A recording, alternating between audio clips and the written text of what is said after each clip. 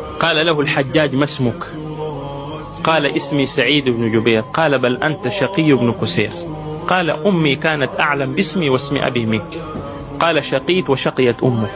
قال: إنما يشقى من كان من أهل النار. فهل اطلعت على الغيب؟ قال: لأبدلنك بالدنيا نارا تلظى. قال: لو علمت أن ذلك بيدك لاتخذتك إلها من دون الله. قال: أين فررت كل هذه المدة واختفيت؟ قال: أقول ما قال موسى عليه السلام: ففررت منكم لما خفتكم. قال: ما رأيك في الخلفاء الراشدين وأيهم أحب إليك؟ قال: أرضاهم لخالقه عز وجل. قال: ومن أرضاهم لخالقه عز وجل؟ قال: علم ذلك عند من يعلم سرهم ونجواهم. قال: ما رأيك في اقتتال علي ومعاوية؟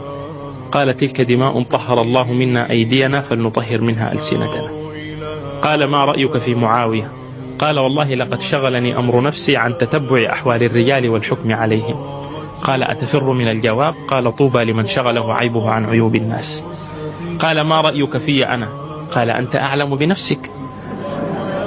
قال: بل تكلم. قال: إذن يسوءك ولا يسرك. قال: تكلم.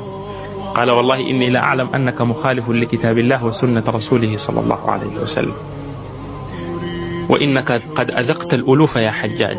قال الحجاج: ألم أفتح بلاد السند؟ ألم أوطد دعائم الأمن في العراق؟ قال: بلى، ولكنك جبار مسرف في الدماء، ورسول الله صلى الله عليه وسلم يقول: لزوال الدنيا أهون على الله من قتل امرئ مسلم.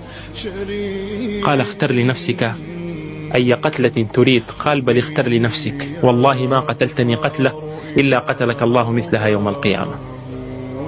قال: ثم جيء له بالحلي والجواهر والذهب فوضعوه أمامه يظن أنه من أهل الدنيا. فقال: ما رأيك في هذا يا سعيد؟ قال: هو حسن إن أقمت شرطه. قال: وما شرطه؟ قال: أن تأخذ من حله فتضعه في حقه، وإلا ففزعة واحدة من فزع يوم القيامة تذهل كل مرضعة عما أرضعت. قالوا: بلغنا أنك ما ضحكت. قال: وكيف يضحك امرؤ لا يدري أيمر من فوق جهنم إن منكم إلا واردها كان على ربك حتما مقضيا ثم ننجي الذين اتقوا ونذر الظالمين فيها جثيا. قال: ما بالنا نحن نضحك؟ قال: لم تستوي القلوب وكل ميسر لما خلق له. قال: اقتلوه.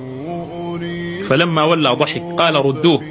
ما بالك ضحكت؟ قال: ضحكت من جراءتك على الله ومن حلم الله عليك. قال: اقتلوه. قال: وجهت وجهي للذي فطر السماوات والأرض حنيفا وما أنا من المشركين. قال: وجهوه إلى قبلة النصارى الذين اختلفوا فهو من حزبهم. قال سعيد: ولله المشرق والمغرب فأينما تولوا فثم وجه الله. قال: كبوه على وجه الأرض. قال: منها خلقناكم وفيها نعيدكم ومنها نخرجكم تارة أخرى. قال: اذبح عدو الله. فما أسرع لسانه بالقرآن. فقال سعيد: اللهم لا تسلطه على أحد يقتله بعدي.